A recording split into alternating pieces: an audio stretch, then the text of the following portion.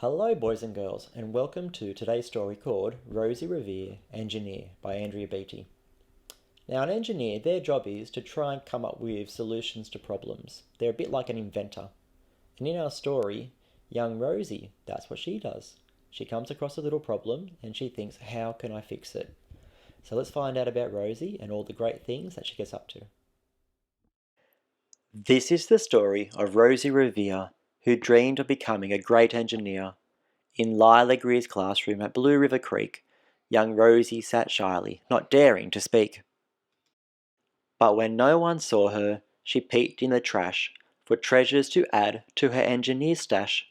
And late at night, Rosie rolled up her sleeves and built in her hideaway under the eaves.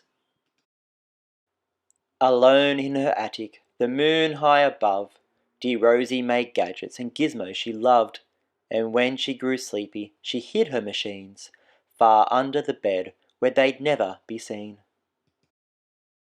When Rosie was young, she had not been so shy. She worked with her hair sweeping over one eye, and made fun inventions for uncles and aunts, a hot dog dispenser and helium pants. The uncle she loved most was zookeeper Fred.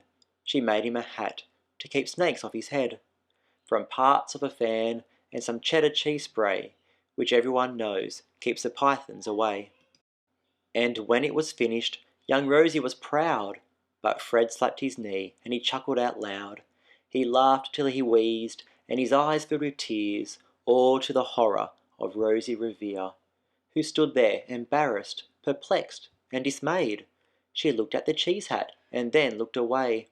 "I love it," Fred hooted. "Oh, truly I do."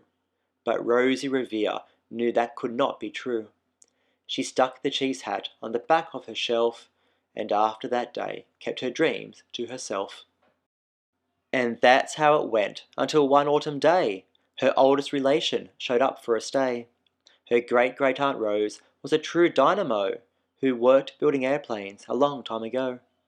She told Rosie tales of the things she had done and goals that she had checked off her list one by one. She gave a sad smile as she looked to the sky. "The only thrill left on my list is to fly. But time never lingers as long as it seems. I'll chalk that one up to an old lady's dreams." That night as Rosie laid wide-eyed in bed, a daring idea crept into her head. Could she build a gizmo to help her aunt fly? She looked at the cheese hat and said, "No, not I." But questions are tricky and some hold on tight, and this one kept Rosie awake through the night. So when dawn approached and red streaks lit the sky, young Rosie knew just how to make her aunt fly. She worked and she worked till the day was half gone, then hauled her cheese copter out onto the lawn to give her invention a test just to see the ridiculous flop it might turn out to be. Strapped into the cockpit, she flipped on the switch. The Helio cheese copter sputtered and twitched. It floated a moment and whirled round and round, then froze for a heartbeat and crashed to the ground. Then Rosie heard laughter and turned round to see the old woman laughing and slapping her knee. She laughed till she wheezed and her eyes filled with tears, all to the horror of Rosie Revere, who thought, "Oh no, never, not ever again, will I try to build something to sputter or spin, or build with a lever, a switch, or a gear, and never will I be a great engineer." She turned round to leave, but then great-great-aunt Rose grabbed hold of young Rosie and pulled her in close, and hugged her and kissed her and started to cry. "You did it! Hooray! It's the perfect first try! This great flop is over, it's time for the next." Young Rosie was baffled, embarrassed, perplexed. "I failed," said dear Rosie. "It's just made of trash." "Didn't you see? The cheese copter crashed." "Yes," said her great aunt, "it crashed, that is true, but first it did just what it needed to do. Before it crashed, Rosie, before that, it flew." "Your brilliant first flop was a raging success. Come on, let's get busy and on to the next." She handed a notebook to Rosie Revere, who smiled at her aunt as it all became clear. Life might have its failures, but this was not it. The only true failure can come if you quit.